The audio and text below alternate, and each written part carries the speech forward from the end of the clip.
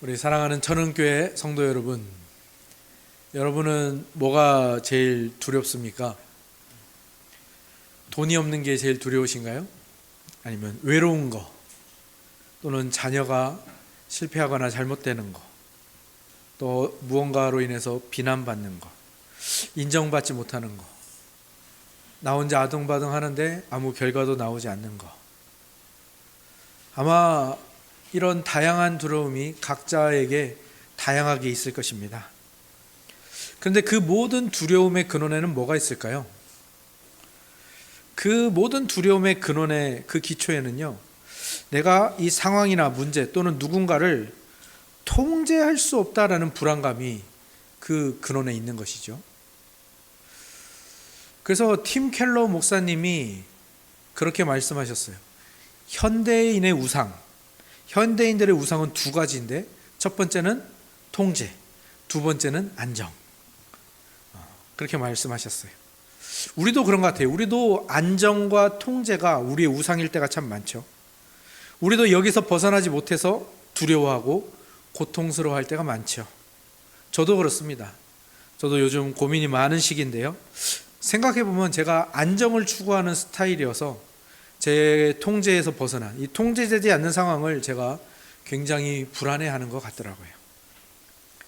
그런데 그런 우리의 우상, 안정과 통제라는 그런 우리의 우상을 깨트리시는 하나님의 은혜가 가장 선명하게 드러난 사건이 바로 이 노아의 홍수, 노아의 방주 사건이죠.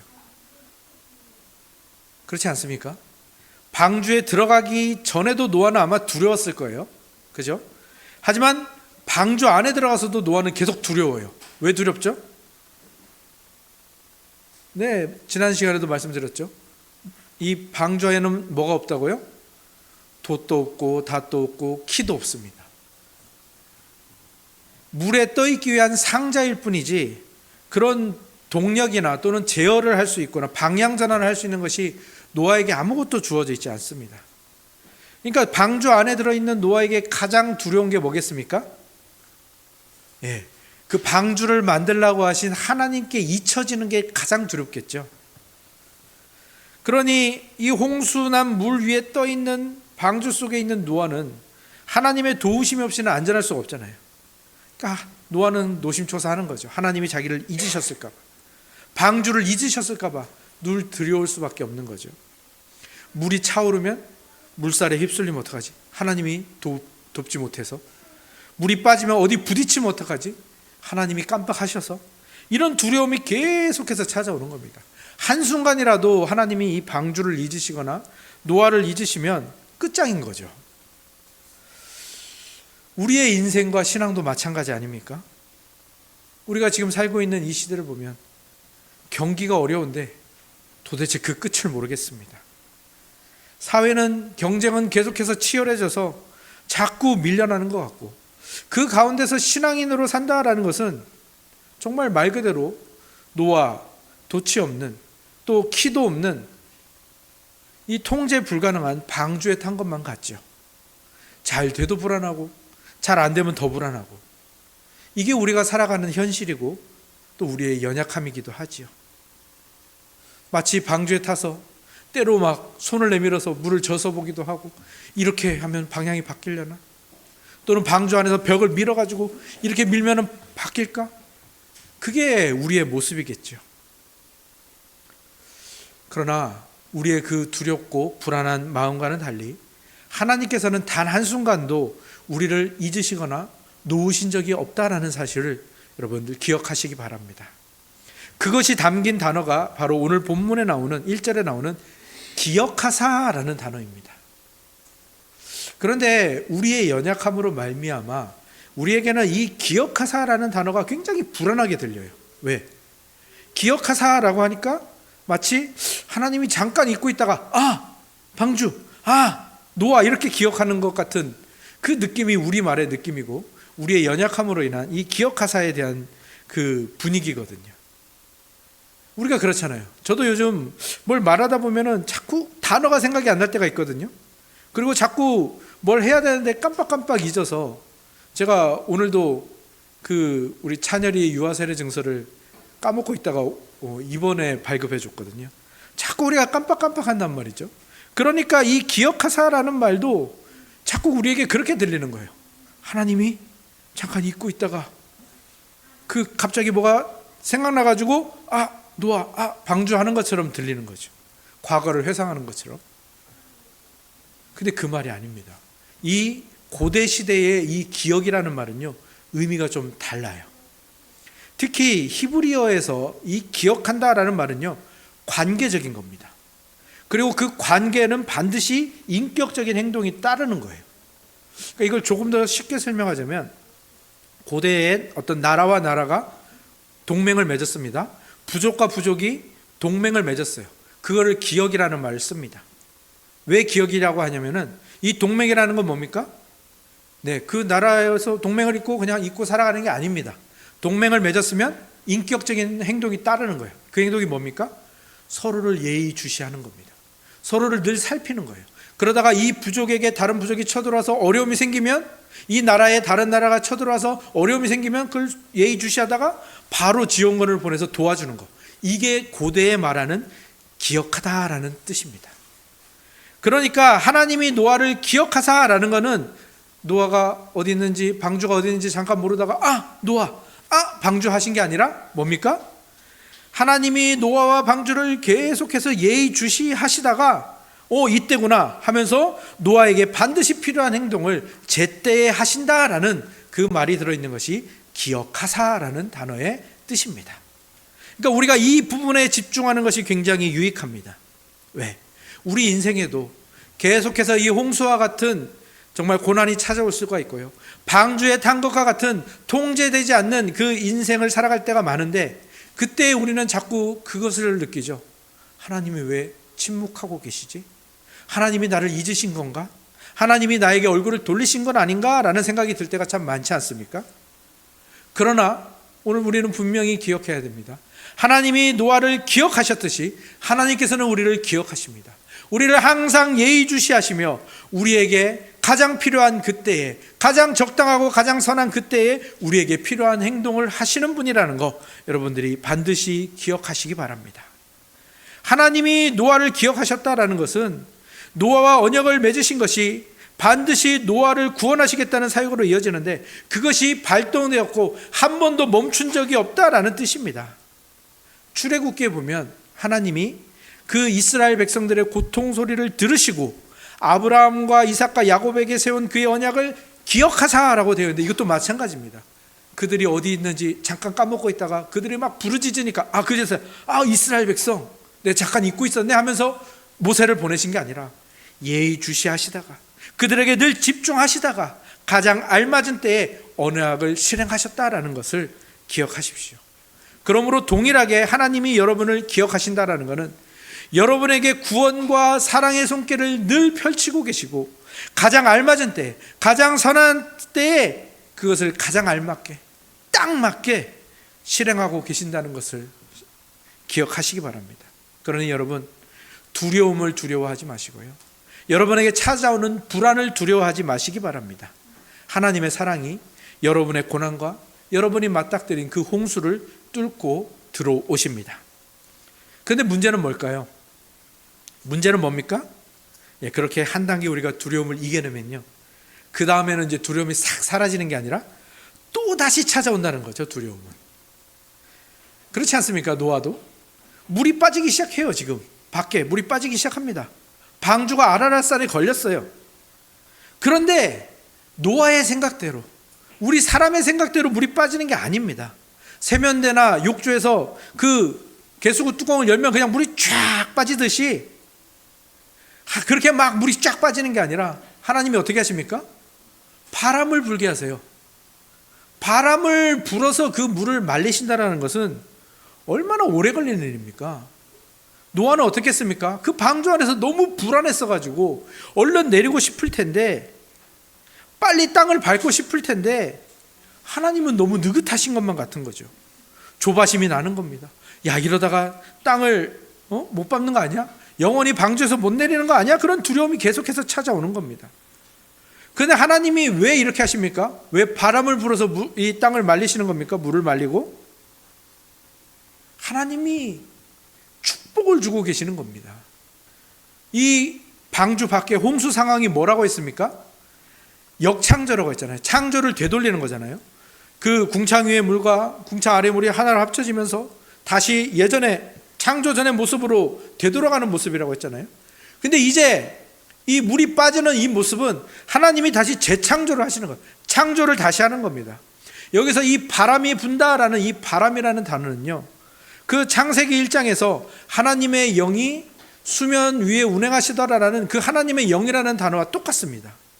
그러니까 창조 때 하나님의 영이 수면을 운행하시면서 이 모든 혼돈을 질서로 창조하셨듯이 이제 홍수의 심판으로 인해서 무질서와 혼돈의 상태가 된 이 땅을 다시 재창조하기 위해서 하나님의 영이 물 위를 운행하신다라는 겁니다. 그러니까 우리 삶에 홍수 같은 그 고난이 찾아왔을 때 그것을 잠재우고 그것을 물러가게 하고 다시 우리에게 새로운 창조를 허락하시는 것은 우리의 생각대로 되는 게 아니라, 우리의 노력으로 되는 게 아니라 하나님이 우리에게 보내주신 그 성령 하나님의 능력과 사랑으로 이루어진다라는 것을 보여주는 거죠. 그래서 하나님을 의지하시고 성령님을 붙드시고 늘 기도하십시오. 하나님, 내 생각에는 일이 이렇게 풀려야 될 것 같은데 성령 하나님이 가장 선한 방법대로 인도하실 줄을 믿습니다. 제가 순종하며 따라가겠습니다 하며 여러분의 인생을 맡겨 드리시기 바랍니다. 그리고 이 물이 한 번에 빠지지 않고 150일 후에 이렇게 천천히 줄어드는 것은 왜 그렇겠습니까? 하나님이 다 생각이 있으신 거죠. 이 점진적인 과정을 통해서 연약한 인간이 살아갈 수 있도록 거주 가능한 공간이 되도록 하나님이 충분한 시간을 주시는 거예요. 여러분도 아시겠지만 그 홍수나 혹시 예전에 물난리 겪어보신 분들이 계실지 모르겠는데 물이 쫙 빠지면 보통은 한 번에 쫙 빠지잖아요. 그럼 어떻게 됩니까? 오히려 더 진창이 됩니다. 그죠? 천천히 빠져서 마르는 게 훨씬 더 땅도 단단해질 수가 있는 겁니다. 우리의 문제와 고난이 한 번에 해결되지 않는 것도 마찬가지예요. 오래 기도하게 하시는 거죠. 왜 오래 기도하게 하십니까? 어떤 경우에도 낙심하지 않고 또 그 고난과 고통, 그 광야 같은 시간 속에서 하나님이 주신 보물을 발견하게 하시는 거죠. 하나님의 때를 기다리면서 기도하는 그것이 우리에게 유익하기 때문에 하나님이 그 일을 허락하신다라는 것을 기억하십시오. 이제 노아와 식구들이 모두 방주에서 내립니다. 아까도 말씀드렸죠. 두려움이 한 단계 사라지면 그 다음부터 두려움이 없는 게 아닙니다. 또 찾아옵니다. 두려움 계속 찾아옵니다. 우리 인생에 하나님이 나라 가기 전까지 계속해서 찾아올 겁니다. 노아도 마찬가지입니다. 방주에서 내렸는데 또 두려움이 찾아와요. 왜 그렇습니까? 땅에 아마 발을 내딛는 순간부터 두려웠을 겁니다. 왜? 어떤 신학자들은 그렇게 얘기해요. 노아가 땅에 내려서 그가 처음 본 것은 아마도 온갖 생물들의 시체와 뼈, 백골들이었을 것이다 라고 말합니다. 근데 또 다른 신학자는 또 다르게 얘기하기도 해요. 아니다. 시체들은 모두가 백골화가 됐을 거고 1년이라는 시간 가운데 그것조차도 물이 천천히 빠졌으니까 모두 흙에 덮여서 땅 속에 있어서, 그래서 마치 그 안에서 화석이나 이런 것들이 만들어진 것처럼 땅 속에 있어서 노아가 보지 못했을 것이다. 이 두 가지 의견이 있죠.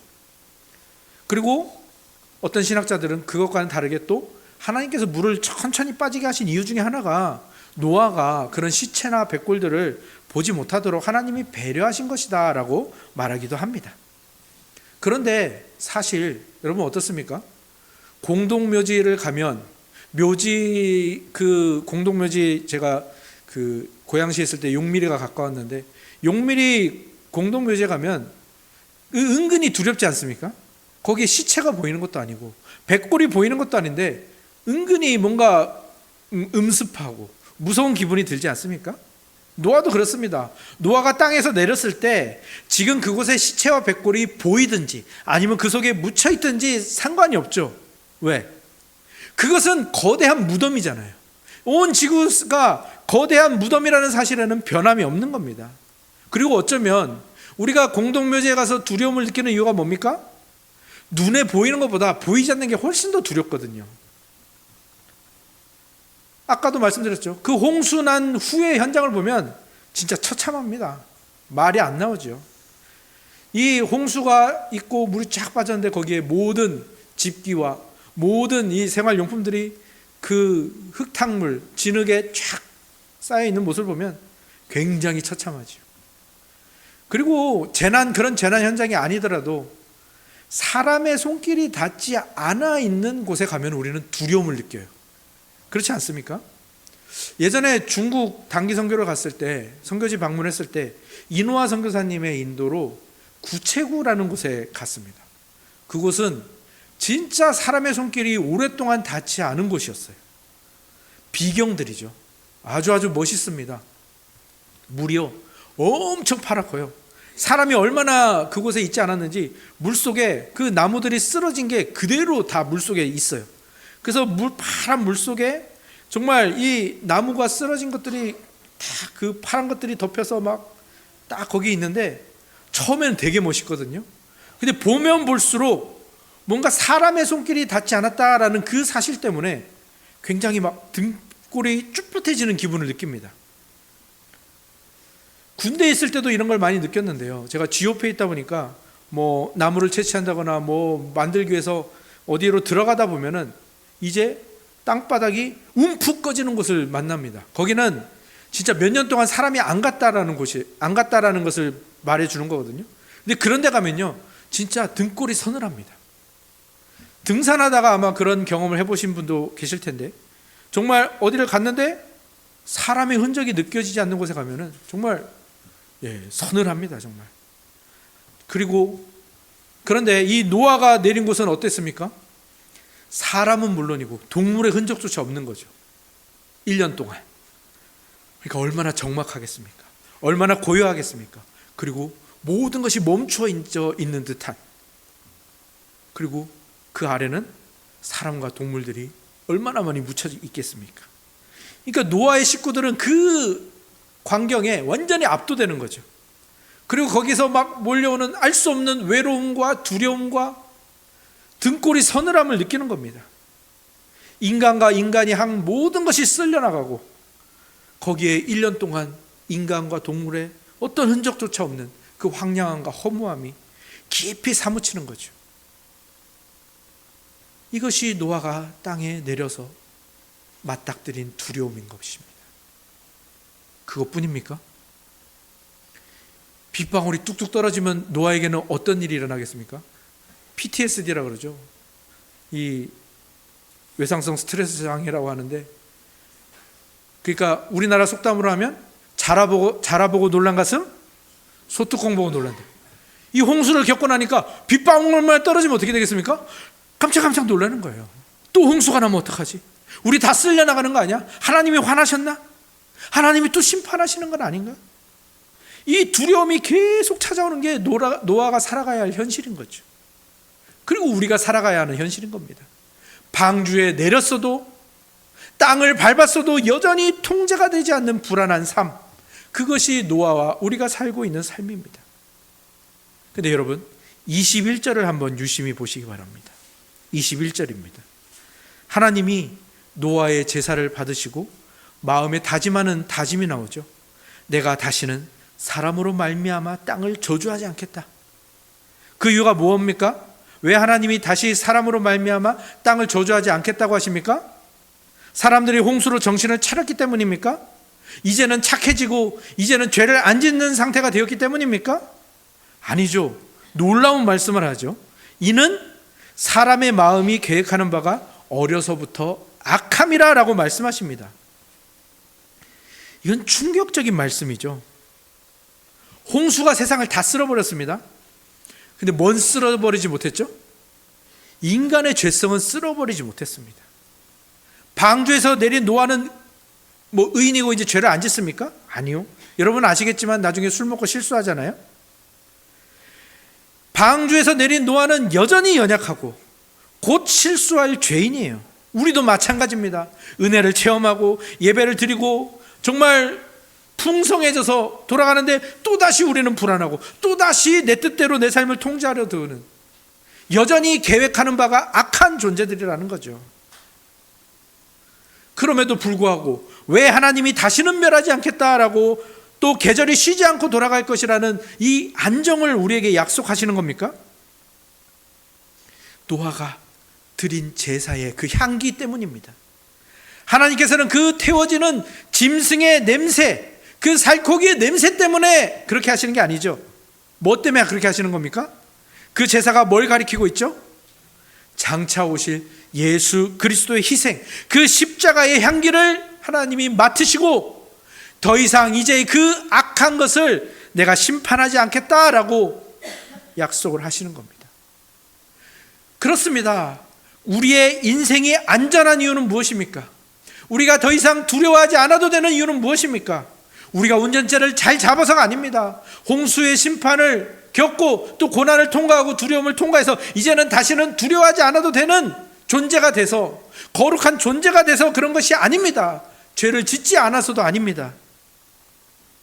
왜 우리가 이제 안정의 삶을 살아갈 수가 있습니까? 하나님께서 예수 그리스도의 십자가를 보시고 우리의 여전히 악하고 우리의 여전히 연약함에도 불구하고 우리를 용납하기로, 용서하시기로, 사랑하시기로 작정하셨기 때문입니다. 사랑하는 성도 여러분, 방주에서 내린 노아 앞에는 거대한 무덤과 같은 막막하고 두려운 땅이 펼쳐져 있습니다. 우리 앞에도 그렇습니다. 통제할 수 없는 현실이 놓여져 있지요. 두려움은 계속 찾아올 것입니다. 고난도 계속 찾아올 것입니다. 두려우십니까? 불안하신가요? 그럴 때마다 우리가 해야 할 일은 무엇입니까? 내가 뭔가를 더 통제하려고 하고 내가 운전하려고 하고, 그게 아니죠. 우리가 해야 될 일은 뭡니까? 노아처럼 자신의 연약함을 인정하고 뭘 하는 겁니까? 제단을 쌓는 겁니다.